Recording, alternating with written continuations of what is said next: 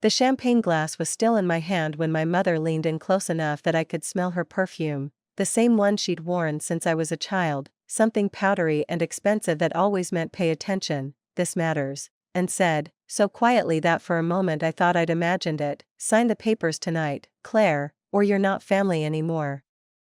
My name is Claire. I'm 34 years old, and until that exact moment, at my baby sister's wedding reception, under a tent strung with fairy lights in our parents' backyard in Hendersonville, North Carolina, I believed I understood the shape of my own life. I had a napkin balanced on my wrist, a glass of champagne going warm in my hand, and a daughter, Lily, 8 years old, in a green dress she'd picked out herself because it matched the special tablecloth, tugging at the hem of my sleeve. I had a husband, Mark, 3 tables away, laughing at something my uncle had said, his tie loosened, one hand resting on the back of an empty chair like he was saving my seat without knowing yet that I wouldn't be sitting in it for long. I had, in other words, everything that was supposed to make a night like this feel simple. My sister Emily, 29, radiant in the dress our mother had insisted on paying for down to the last stitch, was dancing with her new husband under lights that made everyone look a little more beautiful than they were. It should have been the easiest night of the year. Instead, I was standing near the dessert table with a folder in my hand that my mother had pressed on me 20 minutes earlier, manila, unmarked, heavier than it should have been for what she'd called just a formality, and I was doing the math on what she'd just said to me, the math I would spend the next 4 months of my life redoing over and over, each time arriving at a slightly different, slightly worse number. Sign the papers or you're not family. I want to back up. Because if I start there, at the tent, at the papers, you won't understand why I didn't simply laugh in her face and walk away. And believe me, a version of me from 10 years earlier would have. I am the oldest of 2 daughters. My father, Robert Whitfield, built a modest but genuinely successful chain of 3 hardware stores across the western part of the state, the kind of business that isn't glamorous but that quietly makes a family comfortable for 2 generations if it's handled right. He died 4 years ago, of a heart attack, on a Tuesday, in the office above the flagship store on Main Street, the same office where I used to do my homework as a kid while he did inventory. I was 30. Emily was 25. My mother was 57, and she had never, not once in her adult life, managed her own finances. That's not a criticism. It's just a fact, and facts matter in a story like this one, you'll see why later. After my father died, I became the one who handled things. Not because anyone appointed me. Because someone had to, and my mother was drowning, and Emily was 25 and finishing grad school and grieving in her own way, and I was the one with the temperament for spreadsheets and lawyers and calm phone calls to accountants. I drove 2 hours each way, some weekends, to sit with my mother at her kitchen table and go through statements. I learned the name of every account before I understood why I needed to. I became, without ever discussing it out loud, the executor of my family's emotional and financial life. I tell you this not to make myself sound like a saint. I wasn't. I want to be honest with you, because this story only makes sense if I am. There is a version of me in this story who made a mistake, more than one, and I'll get to that. But at the start, all I knew was that I loved my father, I was terrified for my mother, and I had absolutely no reason to think that anyone in my family would lie to me. That's the baseline. That's what existed before any of this broke. I wasn't naive. I want to be clear about that too. I had been the one holding the pieces together for 4 years. I knew, on some level, that holding a family together sometimes means not asking questions you're afraid of the answers to. I just didn't know yet how much I'd chosen not to ask. My mother, Diane, is 61. She is, and I say this with love that has had to survive a great deal, a woman who has always needed to be the center of a room in order to feel safe in it. My father used to say she runs on being needed the way a car runs on gas, fondly, at the time. After he died, that need didn't go away. If anything, it got sharper, more brittle at the edges, because for the first time in 36 years of marriage, there was no one whose attention she could be certain of. I didn't understand, that night under the tent, that I was about to become the answer to a fear my mother had been carrying since the funeral, the fear of becoming irrelevant in her own family's story. The folder in my hand was thin. Later I would learn to recognize that thinness as a kind of warning. Real legal documents, the kind that transfer real money, are rarely thin, rarely handed over at a wedding reception between the cake cutting and the bouquet toss, rarely accompanied by a whispered ultimatum instead of a conversation. But I didn't know that yet. I only knew that my mother's hand was shaking slightly when she passed it to me, and that she would not meet my eyes, and that both of those things registered somewhere in me as odd rather than as what they actually were: guilt. "What is this?" I'd asked her, back at the gift table, 20 minutes before the whisper. "Just something Sarah helped me put together," she said. "For the trust. Nothing complicated. Your father would have wanted it simplified, especially now that Emily's married and there's, another family to think about." Sarah. My best friend since our sophomore year at App State, the person who did my hair before my own wedding, who I'd called crying more times than I could count in the last 4 years. Sarah was a paralegal at Hensley and Cobb, the firm that had handled my father's estate since before I was born. Of course she'd helped with paperwork. That was her job. That was, I told myself, exactly the reassurance I needed. I want you to notice that detail, the way I noticed it, and dismissed it, the way I dismissed it. Because it will matter later, and it should have mattered then. I set the folder down on the edge of the gift table without opening it, because Lily was pulling at my sleeve, asking whether she could have just one more of the little lemon cakes, and Emily was calling me over for pictures, and there is a specific kind of exhaustion that comes from being the responsible one at a family event, the one who is watching the schedule, watching the caterers, watching her mother's mood shift like weather, all while trying to also just be there, just be a sister. And a daughter and not merely a project manager for other people's happiness. So I put the folder down. I told myself I'd look at it tomorrow, with coffee, with a clear head, the way I looked at everything that came from my mother's end of the family's finances. I had done this so many times before. Read the documents. Ask the careful questions. Sign what needed signing. It had always been fine. It was an hour later, after the cake, after Emily and her husband's first dance, after my mother had had 2 glasses of wine more than I'd ever seen her drink at a family event, that she found me again near the dessert table, took my elbow with a grip that was a little too firm to be casual, and said the words that would not leave me for the rest of the night, and honestly, for the rest of that year. "Sign the papers tonight, Claire, or you're not family anymore." She said it lightly. That's the part one keep returning to. She said it the way you'd say don't forget your coat, as though it were a small, practical thing, not a threat dressed up as an inconvenience. And for one full second, I laughed, actually laughed, because it was such an absurd thing to say that my brain simply refused to process it as real. "Mom, what?" "Not here," she said, and her eyes did something I'd only seen a handful of times in my life, a flatness, a kind of retreat behind her own face, like a door closing from the inside. "Just sign it. For Emily's sake. Don't make tonight about this. Don't make tonight about this." As if I was the one who had brought a legal document to a wedding. I didn't sign it. I want that on the record, right at the start, because I know some of you are already bracing for the version of this story where I'm the woman who signs something she shouldn't have out of fear of conflict, and there's truth in that fear. There's a version of me who has spent her whole life terrified of being the difficult one in a room. But that night, something in me, some small, stubborn thing that had been quiet for a long time, refused. I told my mother I'd look at it when I had a lawyer of my own present, and I watched her face do something complicated, something that looked almost like panic before it smoothed itself back into disappointment, which was the expression she knew how to use on me best.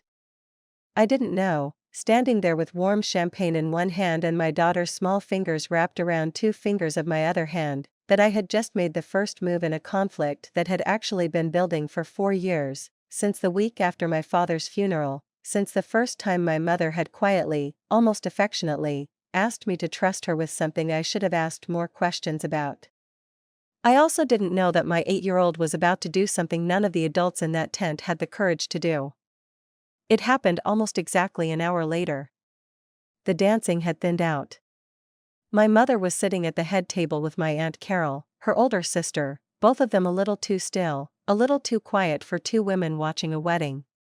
Sarah was near the bar, laughing at something, her hand resting for just a second too long on my mother's shoulder as she passed behind her chair, a small thing, a nothing thing, except that I noticed it, the way you notice the specific weight of a touch between two people who share something you don't. Lily had been sitting under the head table, in the small tent of white tablecloth that hung down to the grass, playing some private game only she understood, the way kids do at long adult events. She'd been quiet for 20 minutes, which should have registered as unusual, because Lily is not, and has never been, a quiet child. She came out from under the tablecloth holding the folder. My folder. The one I'd set down at the gift table and somehow, in the chaos of cake and dancing and champagne, lost track of, the one that must have ended up, through some sequence of a caterer clearing a table or my mother retrieving it and setting it down again, back near where Lily had been playing. She walked straight up to my mother, in front of my aunt, in front of Sarah, in front of at least a dozen other relatives still lingering near the head table, and she held it up, and she asked, in the clear, carrying voice that children have when they haven't yet learned to lower it for a room. "Grandma, why does this paper have Grandpa's name signed on it from last year?" "Grandpa's dead." I did not understand, in that moment, what my daughter had just said. I understood it maybe 4 seconds later, the way you understand you've been cut only after you see the blood. Because my father had been dead for 4 years. And whatever was in that folder, whatever simplified thing Sarah had helped my mother put together, carried a signature dated 12 months ago. The tent went silent in a way I have never experienced before or since. Not the ordinary lull of a party catching its breath. A silence with a shape to it, a silence that every adult at that head table seemed to fall into at exactly the same second, as though they'd all been holding their breath in unison and had just, collectively, forgotten how to let it out. My mother did not answer my daughter's question. Neither did Sarah.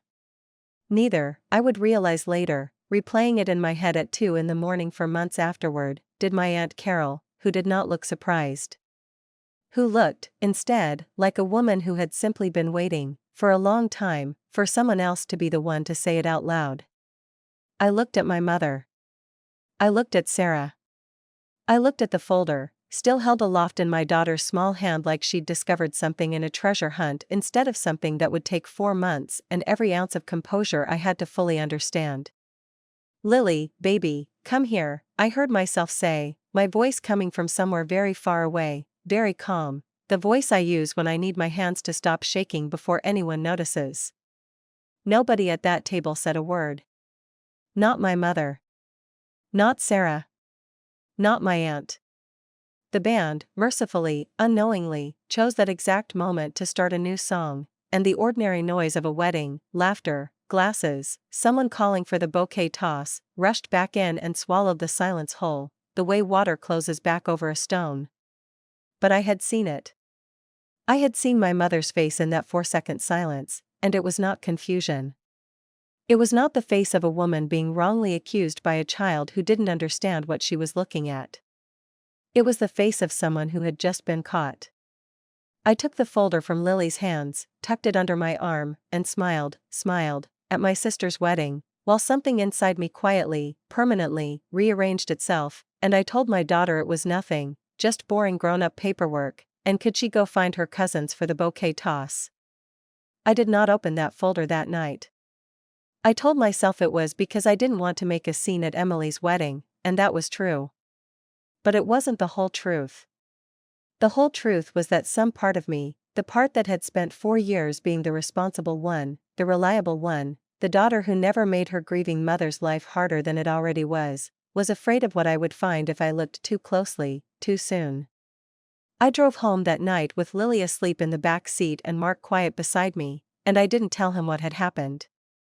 I told myself I'd process it first. I told myself it was probably nothing, some clerical error, some misdated forms Sarah had rushed through. I want you to remember that thought. Probably nothing. Because I would think it, in different words, at least a dozen more times over the following weeks, every single time, about something that was very much not nothing at all. Here is the thing nobody tells you about a family built on quiet competence: It runs so smoothly, for so long, that you stop noticing the machinery underneath it. For 4 years after my father died, my life had a rhythm to it that I'd built with my own hands, piece by piece, and it worked. I worked in marketing for a regional healthcare network in Asheville, a 40-minute drive from Hendersonville, in a job I liked well enough and was good at. Mark taught high school biology and coached the junior varsity soccer team, and between the two of us and my mother 2 hours away and my in-laws 20 minutes in the other direction, Lily's life had the kind of layered, over-supported normalcy that I used to think was the whole point of building a family in the first place. Every other Sunday, I drove to Hendersonville alone. Mark had learned, gently, not to come to these visits, because they were, in some unspoken way, mine, and I sat with my mother at the same kitchen table where I'd once done my algebra homework, and we went through whatever needed going through. Bills. Statements. The occasional letter from the accountant about the hardware store's transition into a trust that Emily and I would eventually, someday, inherit jointly. In the 2 weeks after Emily's wedding, those Sunday visits took on a texture I didn't have words for yet. My mother was warmer than usual, overly warm, the kind of warmth that arrives a beat too fast, like she was performing ease rather than feeling it. She'd made a pound cake the first Sunday, unprompted, my father's recipe, the one she almost never made because it reminded her too much of him. She asked about Lily's school, about Mark's soccer season, about my job, in a rapid, slightly breathless sequence of questions that left no natural opening for me to bring up the folder. I brought it up anyway. "I still have those papers from the wedding," I said, over the second slice of cake I hadn't asked for. "I want to go over them properly. Maybe with David." David Cho was our family accountant, a careful, unflappable man who had audited my father's books for 15 years and who I trusted the way you trust a bridge you've walked across 100 times. My mother's hand, reaching for the coffee pot, paused for just a fraction of a second, not long enough that anyone watching casually would have noticed, but I was not watching casually. I had spent 4 years watching my mother's hands, her pauses, her breath, because that had become, without either of us naming it, part of my job. "Of course," she said, and poured the coffee, and the pause was gone as quickly as it had appeared. "Bring it to David. I trust David. I just didn't want it hanging over Emily's wedding, that's all it was." It was a reasonable answer. It should have satisfied me. Mostly, it did. The folder sat in my car for another 11 days before I actually looked at it properly, which tells you something about how thoroughly I had trained myself not to look for trouble in my own family. When I finally opened it, alone in my car in the parking lot outside David's office on a Tuesday during my lunch break, what I found was, genuinely, almost nothing. 2 pages of what looked like a minor amendment to the family trust, reallocating a small percentage of the hardware store's holding company toward what was labeled, vaguely, estate simplification and tax efficiency. My father's signature was there, dated 14 months after his death, notarized by a name I didn't recognize. I sat in that parking lot for a long time. I want to tell you that I marched into David's office right then and demanded answers. I didn't. I told myself, again, that it was probably an error, a document drafted using an old template, a placeholder signature line that hadn't been updated, some sloppiness on the part of whatever notary Sarah's firm used. I told myself this so convincingly that I actually laughed a little, alone in my car, at how close I'd come to spiraling over what was almost certainly a clerical mistake. I told myself it was nothing, because it was easier that way. I did show David the pages, eventually, 2 weeks later, folded in with a stack of other, unrelated documents so it wouldn't look like I was making a special trip about it. He frowned at the dead man's dated signature for a long moment, said he'd look into the formatting with the firm, and I let it go. I want to be honest with you, some small, cowardly part of me was relieved when he didn't immediately sound the alarm. It meant I didn't have to. Around this time, other things started happening that I noticed and, each time, individually, dismissed. Sarah stopped returning my texts as quickly as she used to. We'd been the kind of friends who texted constantly, dumb memes, complaints about work, updates on Lily's latest obsession, and over the course of about 6 weeks, her replies went from instant to same day to, occasionally, not at all until the next morning. When I asked if everything was okay, she said work was insane, a big case, the usual. I believed her, because I had no reason not to, and because Sarah had never once, in 15 years of friendship, given me a reason to doubt her.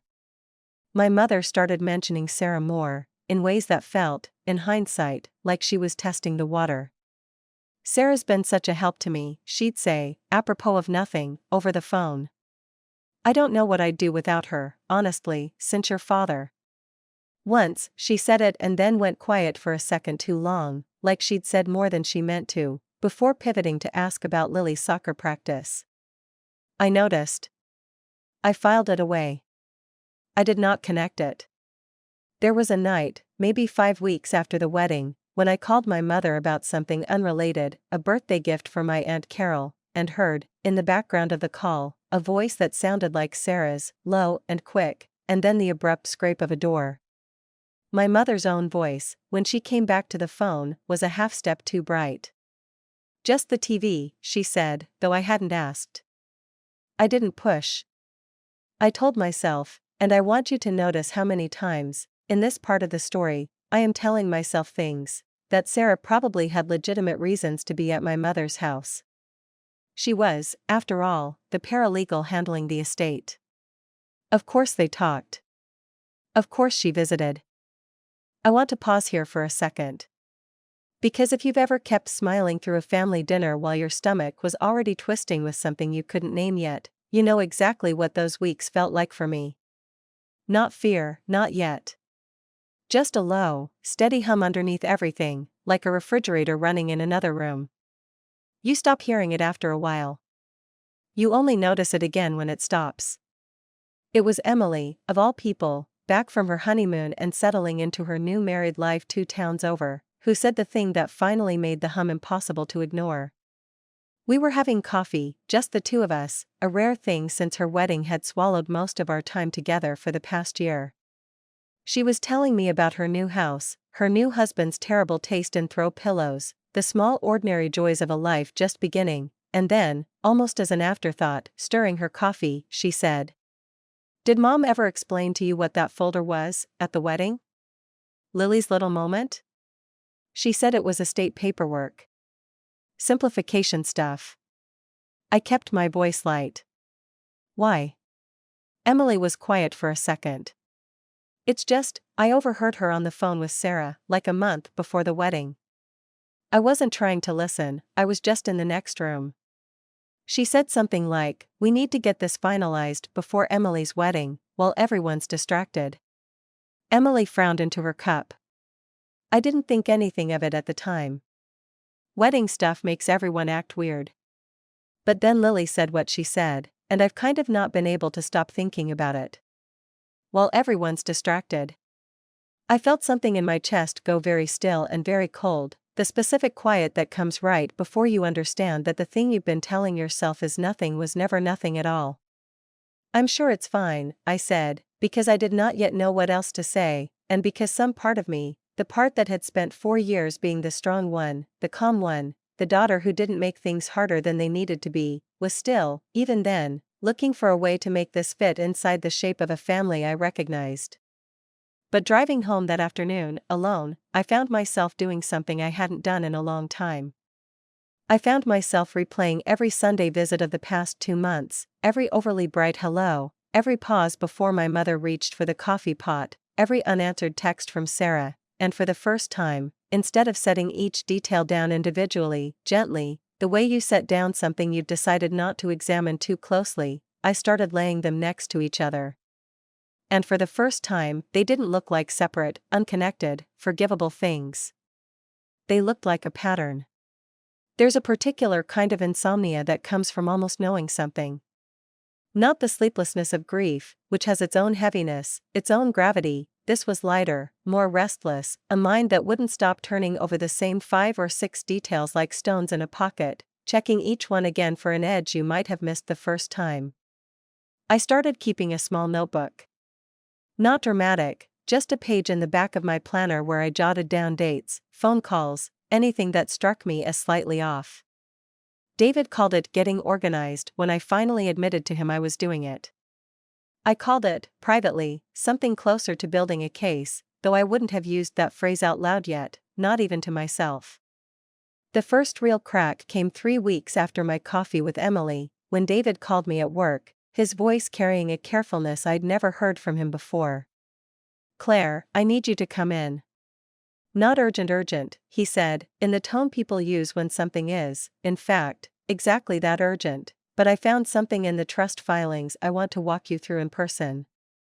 I sat across from him that Thursday afternoon, in the same beige office where he'd walked me through my father's will 4 years earlier, and he slid a folder across the desk, a different folder from mine, thicker, official, stamped with the county recorder's seal. "This amendment," he said, tapping the page, "was filed 11 months ago. It restructures ownership of the holding company that owns the 3 stores. Before this amendment, you and Emily were each named as 40% beneficiaries upon your mother's passing, with your mother holding a 20% controlling interest during her lifetime. After this amendment," he paused, and I watched him choose his next words carefully, "the way you choose your footing on ice, your mother holds 60%, permanently, not just during her lifetime. You and Emily are reduced to 20% each." I stared at the number until it stopped looking like a number and started looking like a sentence being handed down.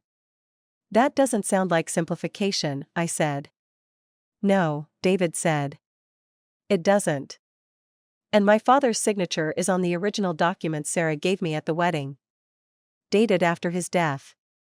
David was quiet for a moment, the particular quiet of a man who has spent 15 years being professionally cautious and does not want to say the word he is thinking. "I can't speak to the notarization without seeing the original file, which the firm hasn't released to me yet.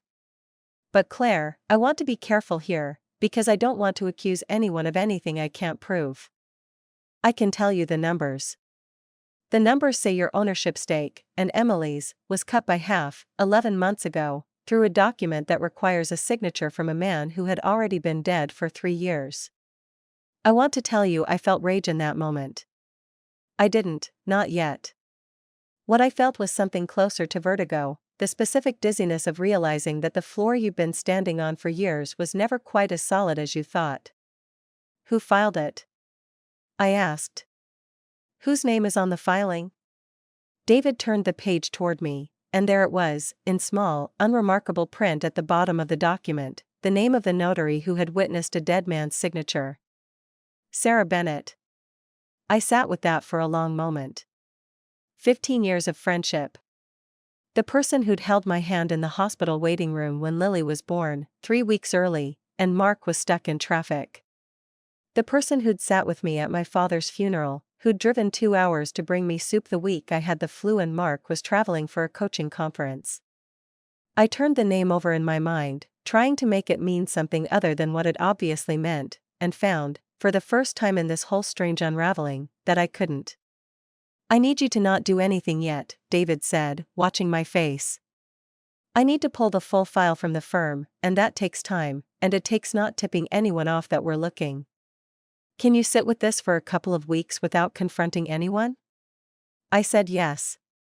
I want you to understand what that yes cost me, because it is the first of several moments in this story where I chose caution over the thing my body actually wanted to do, which was drive straight to my mother's house and put the document on her kitchen table and ask her to look me in the eye. Instead, I went home, and I made dinner, and I helped Lily with her spelling words, and I lay in bed next to Mark that night with my heart going so hard I was sure he could hear it, and I told him, finally, weeks later than I should have, everything. Mark was quiet for a long time after I finished. He is not a man who reacts quickly, which is one of the reasons I married him, and one of the reasons that night I needed him not to. "You have to tell Emily," he said finally. "Before you do anything else. She has as much at stake as you do, and she deserves to know before this goes any further." He was right, and I knew he was right, and I still put it off for 4 more days, because some old, tired part of me still wanted to protect my mother from her own daughters for just a little longer, the way I'd been protecting her from everything, from everyone, for 4 years. When I finally told Emily, on her back porch on a Sunday evening while her husband was at his parents' house, she went very still, then very white, then asked the one question I hadn't let myself ask out loud yet. Do you think Sarah's sleeping with Mom's lawyer? Is that what this is? I hadn't thought that. I want to be honest, until Emily said it, my mind had gone in a dozen directions, but not that one. But once she said it, something in me recognized it as at least partially, terribly plausible, because I had, without letting myself examine it, noticed things. The way Sarah had started dressing differently in the last year, more polished, more deliberate. The way she'd mentioned, once, almost in passing, a new guy she wasn't ready to talk about yet. The way our firm, Hensley & Cobb, had a named partner, David Hensley Jr., recently divorced, who I'd met exactly twice and remembered as charming in a way that made me slightly uneasy, though I couldn't have said why at the time. I don't know, I said. I don't know what any of this is yet. That was true. But 2 weeks later, it stopped being true, and it stopped in a way I never would have predicted. I want to stop here for just a moment, because there's a specific feeling I need you to understand before I keep going. It's the feeling of loving someone your whole life and starting to build, quietly, in a separate room of your mind, a case against them. You don't want to build it. Every fact you add to it feels like a betrayal you're committing, not one you're uncovering. Some of you already know this feeling, the one where gathering the truth feels more like breaking something than like healing it. The clue that changed everything came from, of all people, my Aunt Carol, my mother's older sister, who had sat so silently at the head table the night of the wedding. Carol called me on a Wednesday afternoon, out of nowhere, her voice careful in a way I'd never heard from her. She and my mother had a relationship that had always run cool and correct, sisters who loved each other in the abstract but rarely spoke beyond holidays. So a phone call from Carol, on an ordinary Wednesday, was itself a small earthquake. I need to tell you something, she said, without preamble, and I need you to understand I'm only telling you because of that little girl of yours, standing up at the wedding and saying the thing none of the rest of us had the nerve to say. I gripped the phone tighter. Okay. Your mother came to me, about a year ago, maybe a little more, Carol said. She was frightened, Claire. I want you to know that first, because whatever else I tell you, that part was real. She said the store, your father's store, wasn't doing as well as everyone thought. She said there were debts your father had taken on before he died that nobody knew about, and that if the truth came out, it would look bad, it would scare off the bank, it would put everything at risk. She said she needed to protect the business until she could quietly fix it. She asked me not to say anything to you or Emily because she didn't want you to worry. I felt the floor tilt again, in a new direction this time. Is that true? About the debts? I don't know, Carol said, and there was something raw underneath her voice now. I believed her, at the time. I still don't know if I should have. But Claire, I saw her a few months ago, at her house, with a car in the driveway I didn't recognize, a nice car, and when I asked about it she said it was Sarah's new car, a gift to herself after a good year at the firm. Carol paused. A paralegal salary doesn't buy a car like that. I've worked in banking my whole life. I know what that car costs. I sat with the phone against my ear for a long moment, in my kitchen, with Lily's homework spread across the table in front of me, unfinished, and felt something inside me that had been bending very slowly for 4 years finally, quietly, begin to crack. I didn't say anything to Carol about what I was thinking.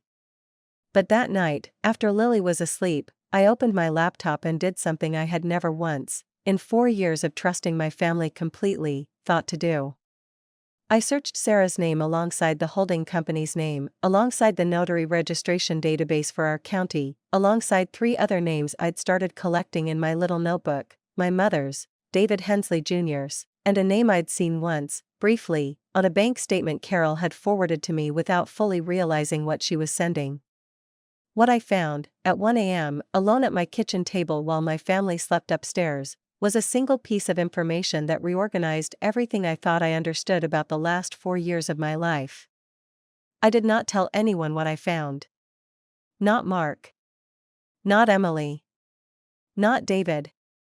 I sat with it, alone, for 3 days, turning it over, checking it, confirming it twice more through public records before I let myself fully believe it, because once I told someone, there would be no way to put it back exactly where I'd found it, and some small, careful part of me needed, just for a little while longer, to hold this one thing quietly, privately, before the whole shape of my family changed for good. The thing I found that night was a property record. A small lake house, 40 minutes outside Hendersonville, purchased 8 months earlier, for cash, in a name I didn't recognize at first, until I cross-referenced it against a corporate filing and realized it was a Shell LLC, and the LLC's registered agent was David Hensley Jr. I sat with that for 3 days before I understood what I was actually looking at. Not just an affair. Money. Real money, moving somewhere it shouldn't have been able to move, through channels that required someone inside the trust, someone with legal access to the accounts, to make it possible. David called again on a Monday, his voice tighter than I'd ever heard it. "I got the full file from the courthouse," he said. "Claire, I need you to come in. And I think you should bring Emily." We sat in his office together, my sister and I, holding hands under the desk like we were children again, waiting for a doctor to tell us something about our father's heart.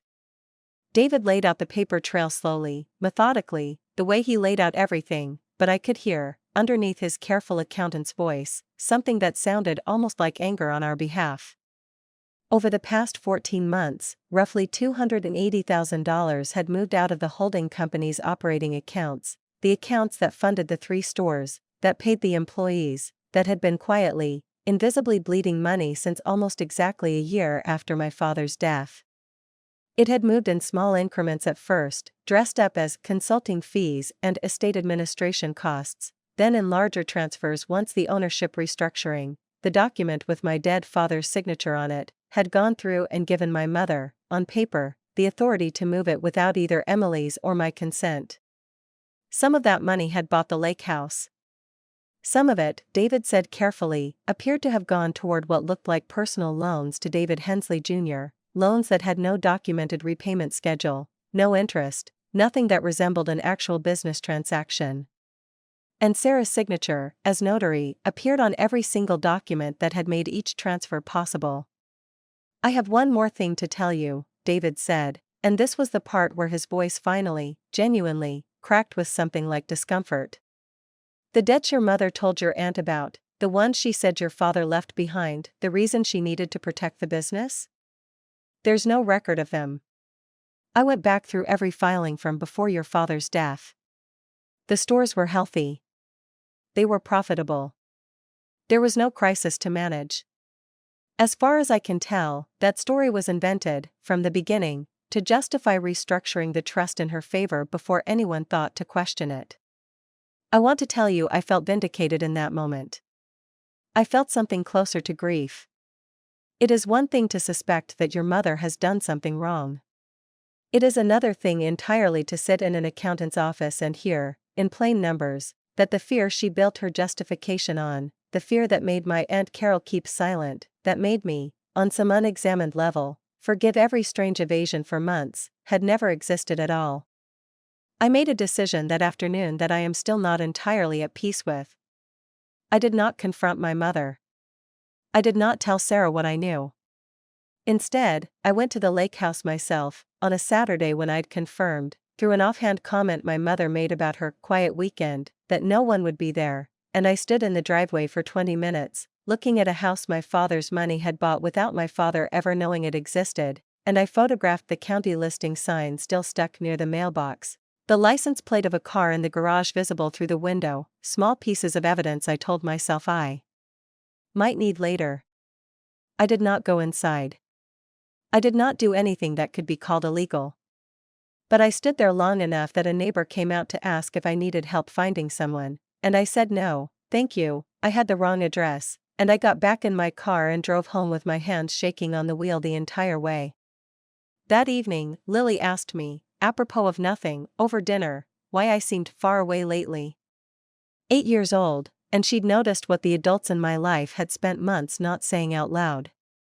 I told her I was just tired from work. It was the first outright lie I'd told my daughter in a long time, and it sat badly in my stomach for days afterward. I need to stop here for a moment, because if you've ever kept a secret, you weren't ready to speak yet, Not because you were protecting the person who hurt you, but because you were protecting yourself from what came after saying it out loud. You'll understand why I didn't call my mother that weekend. Some of you already know that particular kind of silence. The one where you're not hiding from the truth anymore. You're just gathering the strength to survive it. 2 weeks later, everything accelerated in a way none of us had engineered. Emily's husband, going through paperwork for a joint bank account, had asked his own father, a retired bank manager, to help him understand a strange notation on a statement Emily had mentioned in passing, an old joint account she still shared, technically, with our mother from before her wedding, one nobody had bothered to close. Emily's father-in-law, out of professional habit more than suspicion, noticed an unusual pattern of transfers routing through it, small enough not to trigger anything on their own, but familiar enough, to a man who'd spent 30 years reading bank statements, that he mentioned it to Emily almost as an afterthought over Sunday dinner. He said it looked like someone was using the account as a pass-through. Emily told me over the phone, her voice tight with an anger I'd never heard from my easygoing sister before. "Claire, I think it's connected. I think it's the same money." It was. David confirmed it within days. A portion of the $280,000 had, at one point, briefly passed through that old joint account before being redirected toward the LLC that owned the lake house. It was the accidental catalyst neither of us had planned for, the innocent question of a father-in-law doing what fathers-in-law do, that pulled the last thread free. We had, by that point, everything we needed. David had built a complete paper trail, the forged signature, the falsified debt story, the money movement, Sarah's notarizations, the property purchase, the personal loans to David Hensley Jr. What we didn't have yet was a plan for how to actually say it out loud, in a room, to the two women who had spent over a year building this without either of us noticing. I made the decision that we would do it at my house, on neutral ground, with Emily beside me and David present as a witness with the documents. I told my mother I needed to talk to her about some trust paperwork David had questions about, true enough not to feel like a lie, vague enough not to give her time to prepare a story more sophisticated than the one she'd already told. I didn't tell her Sarah would be there too. I'd called Sarah myself, my voice steadier than I felt, and told her David needed her to walk him through some notarization questions in person. She agreed without hesitation, which told me, more than almost anything else in this entire story, how confident she still was that no one had truly seen her yet. The night before, I lay awake next to Mark, running through everything I would say, everything I wouldn't, and found myself circling back, again and again, to one image, my daughter's small hand holding up that folder under the tent, asking the question none of the adults in the family had been brave enough to ask. "Grandma, why does this paper have Grandpa's name signed on it from last year?" "Grandpa's dead." She had known something was wrong before any of us admitted it to ourselves. I thought about that a long time before I finally fell asleep. They arrived within 10 minutes of each other on a Thursday evening, my mother first, in the pale blue cardigan she always wore when she wanted to look smaller than she was, and Sarah 15 minutes later, breezing in with the easy confidence of someone who believed she was walking into a routine paperwork meeting. Mark had taken Lily to his parents' house for the night. I hadn't told him everything about what I planned to say, only that I needed the house quiet, and he hadn't pushed. Emily arrived last, her husband waiting in the car outside, and I watched my mother's face do a small, involuntary flinch when she saw both of her daughters standing in the same room, David's folder already resting closed on the kitchen table between us. "What's all this?" my mother asked, looking between us, her voice pitched at exactly the register she used when she wanted a room to feel like nothing was wrong. I didn't answer right away. I had promised myself, lying awake the night before, that I would not raise my voice, would not cry, would let the documents do the talking the way David had suggested. I had a plan. I had practiced the first sentence in the shower that morning. But when I actually opened my mouth, what came out surprised even me. "Sarah," I said, "how much is the lake house worth?" The room went still in a way that reminded me, sharply, painfully, of the tent at Emily's wedding. Sarah's face didn't change immediately, she was too composed for that, too practiced, But something behind her eyes shifted, recalculated, the way a person's face does when they realize the conversation they walked into is not the one they prepared for. "I don't know what you're talking about," she said, and her voice was perfectly level. I opened the folder. I didn't say anything else. I laid out the property record, the LLC filing, the notarized amendment with my father's impossible signature, the bank statements showing the money's path from the holding company through the old joint account to the shell company to the house with the lake view. I laid them out one at a time, slowly, without commentary, the way David had told me to, and let the room do the rest of the work. My mother's reaction came first, and it was not what I expected. She didn't deny anything. She reached out and touched the corner of the property record with one finger, like she was checking it was real, and then she said, quietly, almost conversationally, "I was going to tell you. Eventually. When it was finished." "When what was finished, Mom?" Emily's voice cracked on the word mom in a way that made my chest hurt. "Fixing things," my mother said. "Making sure we'd be okay. All of us." Her hands were perfectly steady on the table, which was somehow worse than if they'd been shaking. "Your father left this family in a fragile position, and I did what I had to do to protect it." "There were no debts," I said. David checked. "There was never a crisis to fix." For the first time, something in my mother's composure slipped, not into guilt, but into something colder. "You don't understand what it's like," she said, "to be 61 years old and have everyone in your life decide you're finished being useful. Your father built that business. I built your father. Do you understand that? I made him presentable enough to walk into a bank and ask for a loan. I raised his children while he learned how to run a register. And the day he died, I became furniture. A widow to be managed.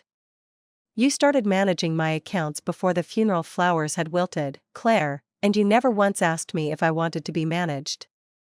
I felt the old, familiar pull of guilt try to rise in my chest, the reflex I'd built over 4 years of being the good daughter, the reflex that wanted to soften, to apologize for things that weren't mine to apologize for.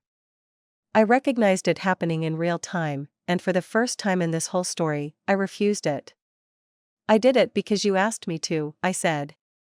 "Every single time. You called me crying about the accounts.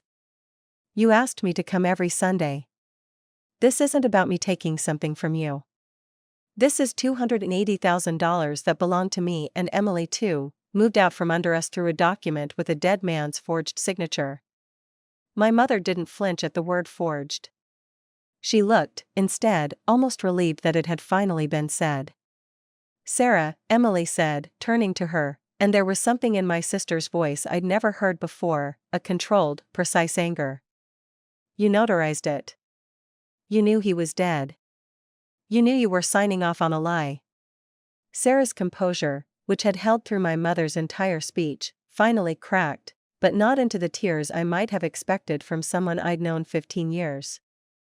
Instead, her voice came out flat, almost clinical. "I did what your mother asked me to do because she needed help and no one else was offering it. You want to talk about who managed things? I've been managing this for over a year so your family wouldn't fall apart before you were ready to notice."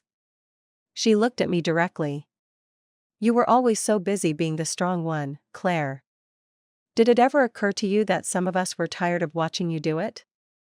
It was, I would realize much later, a version of blame reversal, my own exhaustion, my own competence, somehow twisted into the reason for her betrayal.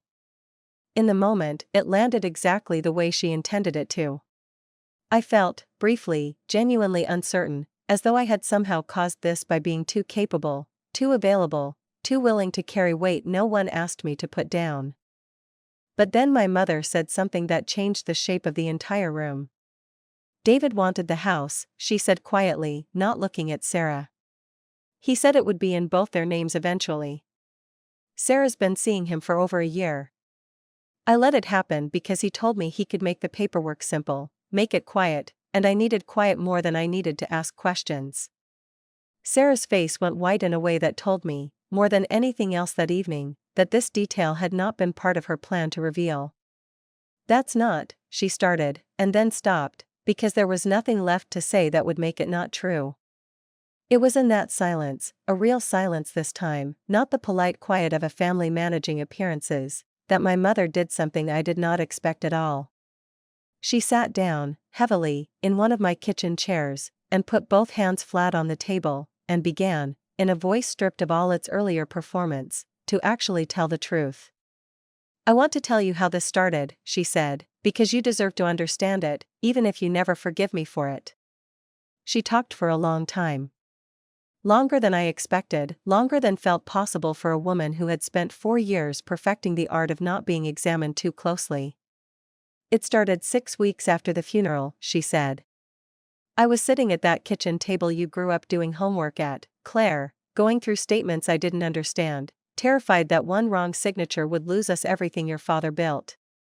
And Sarah came to help. You sent her, remember? You said, 'Sarah knows the estate stuff, let her help you with the forms while I'm at work.' And she did. She was kind. She was patient with me in a way I wasn't used to anyone being patient with me. And somewhere in those months, I stopped being able to tell the difference between someone helping me and someone taking something from me, because it felt, for the first time since your father died, like someone actually needed me to need them. The first document I signed that I shouldn't have, it wasn't even a big one. It was small, a minor reallocation, and Sarah told me it would make things simpler for tax purposes, and I believed her because believing her felt better than doing the work of understanding it myself. I told myself it was fine. I told myself your father would have wanted me protected from the complicated parts. And then there was another one. And another. Each one a little larger than the last. Each time, I told myself this was the last one, this would fix everything, and once it was fixed I'd tell you both everything and we'd laugh about how frightened I'd been over nothing. I kept telling myself that story for over a year. I believed it most nights. I believed it right up until your daughter stood up at that wedding and asked the one question none of the rest of us had the courage to ask. I am not going to sit here and tell you I didn't know what I was doing. I knew. Somewhere around month 8, I understood exactly what I was signing, and I signed it anyway, because stopping would have meant admitting to both of you that I had let someone talk me into becoming someone I didn't recognize. I was so afraid of you thinking I was foolish that I let myself become something worse than foolish. I let myself become someone who forged her dead husband's signature because it was easier than being seen struggling in front of her own children. I am not asking you to forgive this tonight. I don't think I'd believe you if you tried. But I need you to know it never stopped feeling like a mistake every single day, and I kept making it anyway, because by the time I understood how far it had gone, I didn't know how to stop without losing everything, the business, my dignity, both of you. So I told myself, just one more document, just one more quiet month, and I would fix it before anyone had to know. She stopped. The kitchen was silent except for the hum of the refrigerator, the same low hum I'd stopped noticing weeks earlier and only now, in this moment, heard clearly again. Emily was crying, quietly, her hand over her mouth. I was not crying.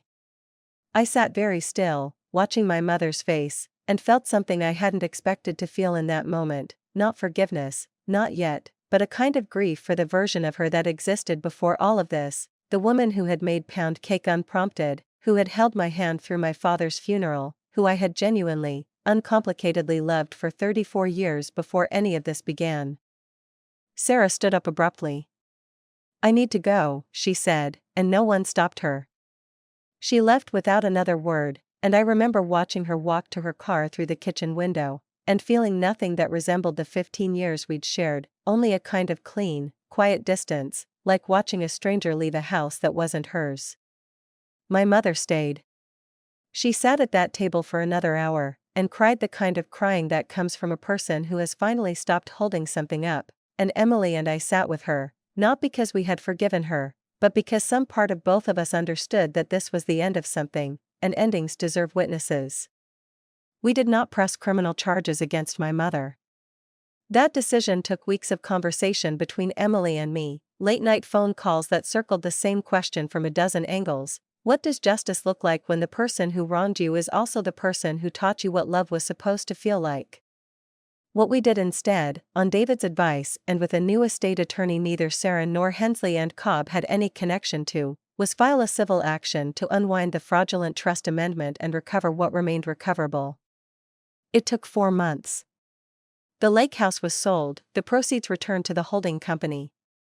My mother's ownership stake was restored to its original 20%, held now under a court-supervised trust that neither she nor anyone else could alter without both Emily's and my signature.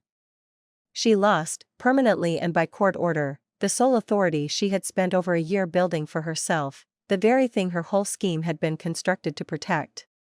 Sarah lost her job within a month, once Hensley and Cobb's senior partners learned what their own notary stamp had been used for. She was reported to the State Notary Licensing Board, her commission was revoked. I heard, secondhand, through a mutual friend, that David Hensley Jr. left the firm shortly after, and that whatever relationship had existed between him and Sarah did not survive the fallout of the money that had been meant to build a life together. I have not spoken to Sarah since the night she walked out of my kitchen. I don't imagine I will again. 15 years is a long time to lose in one evening, and I have made a kind of peace with the fact that some griefs simply don't get a second chapter. My mother is different now, not transformed, not repaired into some tidier version of herself, but different. She sees a therapist every other week, something I never once, in 61 years of her life, imagined her doing. She calls me now to actually ask how I am, not to ask for anything, and there is a new, careful quality to those calls, like she is learning a language late in life and still translating every sentence before she says it. We are rebuilding something. I don't know yet what shape it will take. I know it isn't what we had before, and I've stopped expecting it to be. Emily and I are closer than we have ever been. There is a particular bond that forms between two people who watch the same wall come down together, and I am grateful for it even though I would have given almost anything not to need it. Lily doesn't fully understand, even now, what she did that night under the wedding tent. To her, it's still just the time she asked Grandma a question and everyone got quiet. I haven't told her the whole truth, and I may not for years yet. But sometimes, tucking her into bed, I think about the fact that an 8-year-old with no stake in any of this, no fear of consequences, no 15 years of loyalty clouding her judgment, saw more clearly in 4 seconds than the rest of us managed in over a year. As for me, I gave up my Sunday drives to Hendersonville, the ones I'd built my entire relationship with my mother around for 4 years. I still see her. Just not as her accountant, her project manager, her quiet keeper of order. I am learning, slowly, what it means to be her daughter without also being her caretaker, and it turns out those were never supposed to be the same job. Looking back, I keep returning to that folder, sitting untouched at the gift table for an hour while I danced and cut cake and let myself believe that whatever was inside it could wait until morning. I think about how many times, in the weeks that followed, I told myself something was probably nothing, the pause before my mother poured coffee, Sarah's slower replies, the too bright voice on the phone the night I heard her in the background. Every single one of those moments was a red flag I could name clearly enough once I stopped needing them to mean nothing. The real turning point wasn't the confrontation. It was the night Aunt Carol called and told me about the fear my mother had manufactured, a crisis that never existed, built specifically to justify a betrayal that had already begun. That was the moment I understood this wasn't a story about one bad decision. It was a story about a year of small ones, each one easier to make because the one before it had already been made. I used to think loyalty meant not asking hard questions. I understand now that the opposite is true, that the people who love us best are the ones willing to ask the questions that might cost them something to hear the answer to. My mother's crisis was never the hardware store. It was the terror of becoming irrelevant in her own family, and instead of telling us that, she built an elaborate lie rather than risk one honest, humiliating conversation about being afraid. I think about how much smaller all of this could have been if she had simply said, out loud, 4 years ago, I don't know how to be needed anymore, and it frightens me. I have wondered, too, what it says about all of us, Carol, who suspected and stayed quiet out of old habits of sisterly deference, Emily, who overheard something strange and let it go until a stranger's grandchild forced the issue, me, who built a career out of managing other people's crises and somehow missed the one unfolding in my own family for over a year. None of us lied. All of us, in our own way, chose comfort over confrontation, until an 8-year-old, who hadn't yet learned that families sometimes ask you to stay quiet, asked the only question that mattered. If there's one thing I'd want anyone listening to this to carry with them, it's this: the fear that made my mother capable of forging her dead husband's signature wasn't greed, not really. It was the fear of being unnecessary. And I think most of us are running from some version of that fear, in smaller ways, every single day, and some of us, without meaning to, let that fear make choices for us that we'd never make with clear eyes. I don't know if I've fully forgiven my mother. Some days I think I have. Other days I catch myself doing the math again: $280,000, 14 months, one forged signature, and I feel it fresh all over again.